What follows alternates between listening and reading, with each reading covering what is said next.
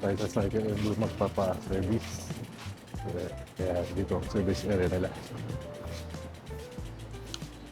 Bali, iwan na natin dahil hindi pala sila nag-overall ng within the day. So, mag-breakfast muna tayo dahil babalik na tayo next week o mga Webes yung pagkain natin. Ay, yung bike natin. So, ang breakfast, Filipino breakfast. Yung scenery dito. Pinag-breakfastan namin. Dahil Tuesday pa daw magsimulan yung bike. Tapos, mga Thursday pa daw matatapos. So, okay lang din dahil may pasok. Di rin pa ako makakabike. Pero once na magawa na, magko-concentrate na ako mag-ride. At maka-ensayo na rin. Yun pala yung doon yung papuntang cycle and do. Tapos dito kami nag-breakfast sa loob. Ganda rin dito eh. May paghapon siguro, madaling araw, umaga. Sarap kumain dito sa labas dahil maraming puno. Maganda yung panahon. Marami rin nag-ride. Dito rin nag-breakfast yung mga nag-big bike. Yun, mga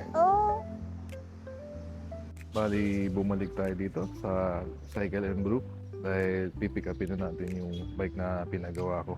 Dahil nung pumunta ako nung una, hindi agad magagawa dahil overhaul kasi. So, kailangan sadya yung araw kung kailan gagawin. Pero tumawag na agad nung last day, tapos na. Pero ngayon lang kasi ako available, kaya pupunta na natin. Then pakita ko sa inyo kung ano mga ginawa. Kaya, doon tayo. Bali, nakuha na natin ang bike natin.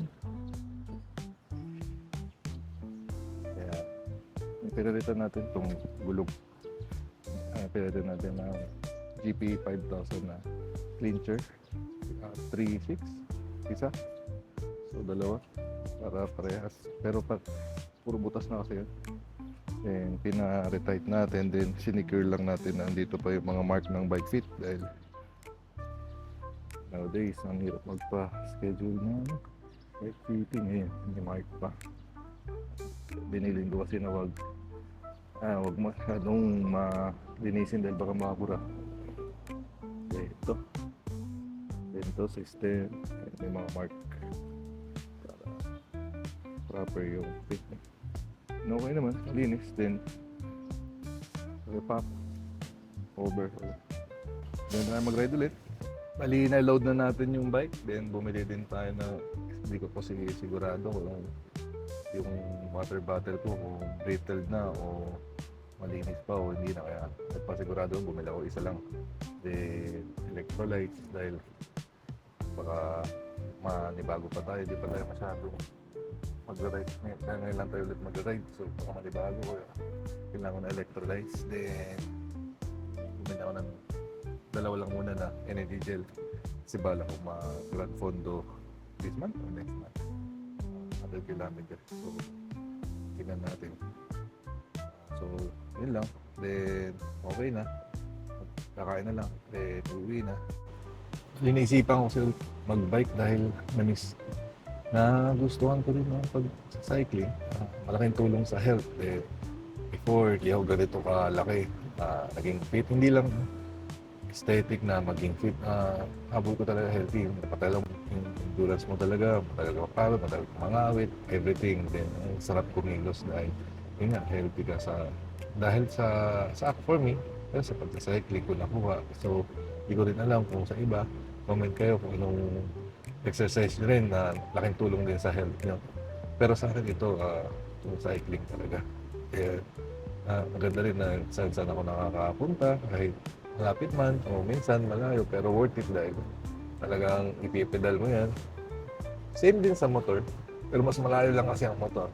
Ang bilis. Ito, every incline, decline ng road, ramdam mo and everything. And same din sa motorcycle, weather, rain, init, lamig. Nga, mas mahirap dahil your own power. Pero very challenging dahil nasasaya talaga yung power. Kaya yun. Kaya isipan ko ulit mag-bike. Exercise talaga. Yun ang priority and main purpose ko. Dahil kaya ako bumalik pagsasabi. Ayun lang, may share ko lang.